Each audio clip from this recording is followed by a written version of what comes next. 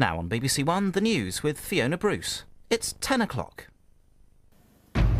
Forced out of her job, Sophie announces she's standing down from her PR firm. She says she much regrets her misjudgment in the News of the World sting. The Agriculture Minister calls for farmers not to delay the battle against foot and mouth. And after staying on his feet to scoop yesterday's big prize, Red Marauder celebrates a jubilant return.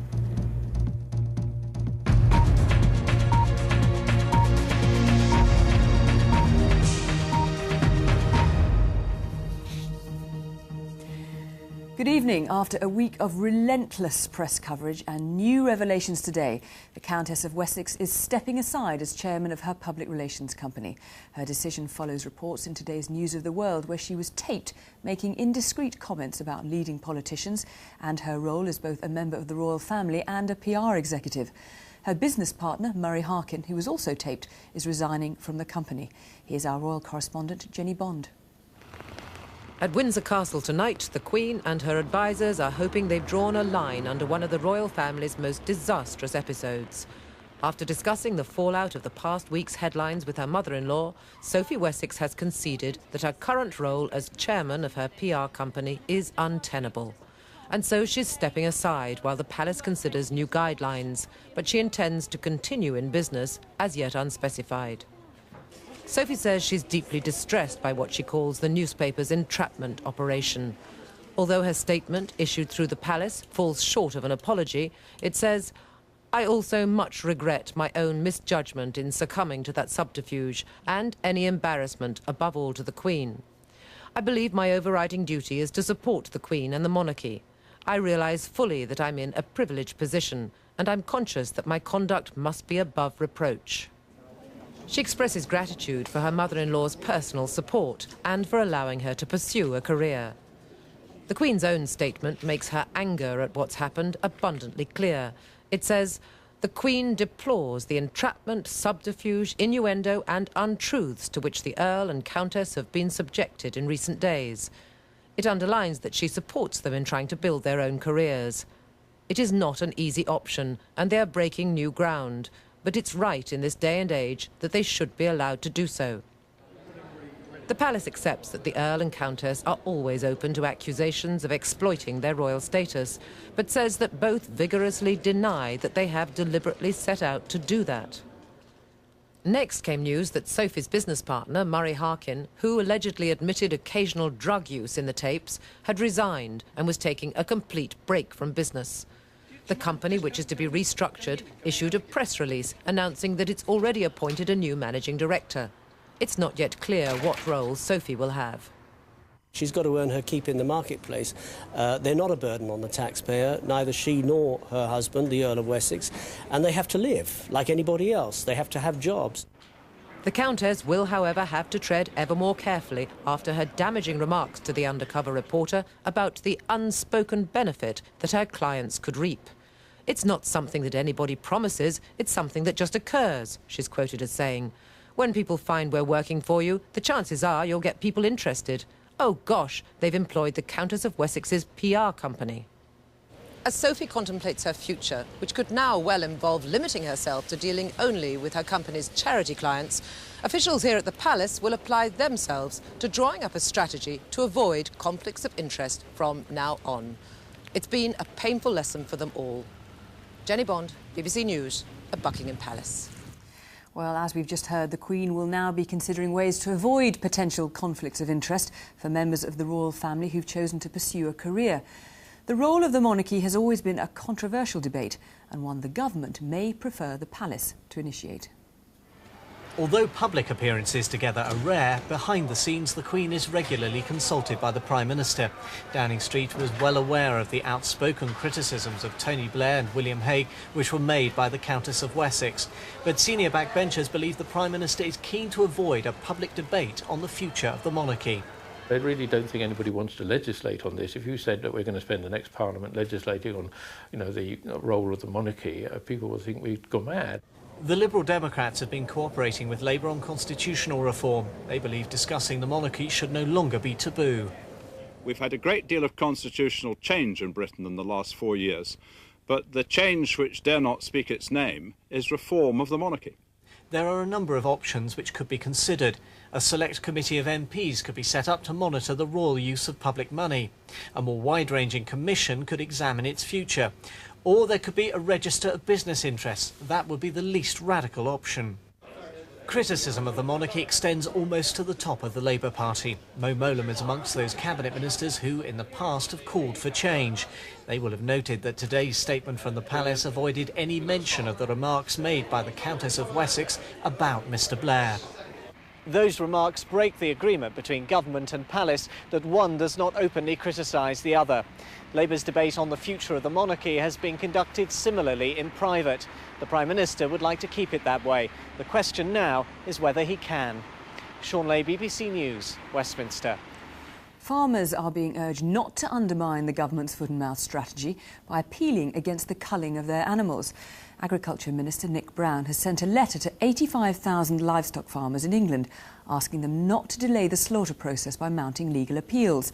The disease continues to spread, with the first case in the South Wales valleys. There have been 32 new cases today, bringing the total to 1,134. The weekend has seen new areas caught up in foot and mouth. The disease confirmed here today near Caerphilly in the South Wales valleys. With new cases in southwest Scotland and North Yorkshire, it is the spread that worries farmers. The government says slaughter will control the disease and nothing can be allowed to slow that process down. People who've got animals that are neighbouring to a farm that's infected say, well, look, my animals aren't affected. Do they really have to go? And people want to argue about it, but I'm afraid the truth is they do have to go. Otherwise, the disease will remorselessly spread. The Conservative leader, William Hague, says the government is still reacting too slowly. In Cumbria, they're constructing a pyre that will burn continuously. Farmers' leaders here say the government is right to try to accelerate the slaughter programme. The vast majority of farmers are supporting this urgent strategy that needs to be taking place, particularly in Cumbria at the present time. Individual cases have to be looked at, but in the main there's full support for the government's activity. But for some, the slaughter is hard to take. Moira Lineker breeds rare Ryland sheep at her Cumbrian farm. Though she's appealed, all are now due to be culled. Quite honestly, if they take my sheep to Great Orton, they can take me with them and shoot me because they're just my life. Nick Brown says it will be another week before the government will know whether the epidemic has peaked. The latest cull was here in Whitby tonight. It is 7 weeks since this started, and there are weeks of slaughter still ahead. Richard Bilton, BBC News. Thousands of people were evacuated from Schiphol Airport in Holland after an explosion and fire in the passenger terminal. The explosion happened in the kitchen of a fast food restaurant. No one was injured. Around 40 flights were delayed and parts of the airport remain closed. The American Vice President has made it clear the US will not apologise to China over the collision between a US spy plane and a Chinese fighter jet. The Chinese are continuing to hold the US plane and its crew since the incident last Sunday. Dick Cheney said long-term relations were now at risk with China. In a conciliatory move, though, President Bush said he would send a letter to the wife of the missing Chinese pilot. Week 2 of the crisis, but you wouldn't know it from watching President Jiang Zemin unfazed in Chile this weekend on a state visit. While he was tasting wine, his diplomats in Beijing were talking deals. Looking tired and drawn, US Ambassador Pruer didn't reveal much, although a deal for the release of the crew is thought to hinge on the wording of a joint US-Chinese statement. We are making progress, and we're all still working it very hard, and that's really about all I can say right now. Over the weekend but so far, no release of the crew, and from Washington, a warning. The longer this goes on without resolution, clearly the more difficult it becomes to manage the relationship and avoid risk to the long-term relationship with China. Some words are designed to solve this crisis, others perhaps to prolong it. Every day, the family of the missing pilot Wang Wei have been airing their grief and anger against the US. There is no hope of finding him alive, and China's generals seem to be using grief on television to stir up anti-US passions. There are growing fears that this crisis is being prolonged by internal politics in Beijing. Some senators in America have already started calling the crew members hostages in public. And here in Asia, there is increasing nervousness about the long-term consequences of this standoff. Matt Fry, BBC News, Hong Kong. Now with details of the FA Cup semi-finals and all the rest of the day's sport. Here's Mary Rhodes. Thanks very much, Fiona. Wycombe's FA Cup dream came to an end today with a 2-1 defeat to Liverpool in the semi-final at Villa Park. They'll meet Arsenal in the final, following their 2-1 comeback over Tottenham. A small and colourful part of North London moved to Old Trafford in Manchester today, overcoming all sorts of travel obstacles to be in time for a 1:30 kick-off. Often a tournament for underdogs, Tottenham claimed the first goal in this FA Cup semi-final. Les Ferdinand should have scored, but his shot was blocked. The ball ballooned out to Stefan Iversen. His volley was going wide, but Gary Doherty's head steered it into the net. Arsenal should have drawn level through Robert Pires moments later. His spirit was willing, but his finish was weak. But it didn't take long. Patrick Vieira's pinpoint header from a free kick eluded Neil Sullivan, 1-1. The Spurs keeper kept a succession of shots out of his net in the second half, but Arsenal's overwhelming pressure paid off when Pires scored from a perfect Sylvain Wiltord cross. Tottenham never looked like scoring again. Arsenal through to the final. At Villa Park, history being made for Wycombe Wanderers, and it was a case of could the giant killing continue. Liverpool had good cause to treat their second division opponents with respect, and Wycombe held on until the 78th minute when Emile Heskey rose above the Wycombe defence to head Liverpool into the lead. Then the game put surely beyond doubt with a sweetly taken Robbie Fowler free kick. Wycombe wouldn't lie down though, and Keith Ryan looped the ball into the goal, 2-1. But the final whistle brought an end to Wycombe's dreams, and it keeps Liverpool's hopes of a cup treble still alive. Adam Minot, BBC News. There are a couple of league games today. In the Premiership, Man City continue to struggle, losing 3-1 to Everton. And in the battle for second place in Scotland, Hibs and Rangers finished 0-0. Wales have beaten Italy 33 points to 23 in the last Six Nations match of the season in Rome. It was a far from convincing display from the Welsh, but they did run in 3 tries, with Gareth Cooper scoring on his debut and Scott Gibbs adding another 2. Italy finished bottom of the table for the second year running. Well, the final round of the Masters is underway at Augusta, where Tiger Woods is aiming to become the first golfer to hold all 4 major titles. He started steadily to hold onto his lead. Birdies on the 7th and the 8th moved him to 14 under par. Also in contention are David Duval and Phil Mickelson. Coverage continues over on BBC Two.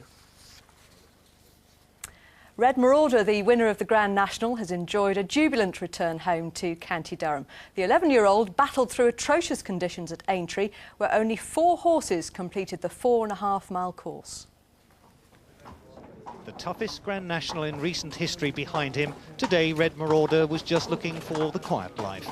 The horse's home down on the farm in County Durham isn't a fashionable racing centre, and his owner and trainer hasn't always been taken seriously either. One trainer used to call me the pony club operator. He probably knows what I'm talking about. Well, look at this fellow. He's just come up to say thanks very much, Norman. There you are, yeah. I should be thankful. But this ain't no pony. He's had his leg problems and broken blood vessels, but just loves being a racehorse. The 11-year-old brought a weekend of cheer to a corner of rural Britain hard hit by foot and mouth. The precautions needed were never far away, and neither were those wanting to share Red Marauder's moment of glory. He's a star.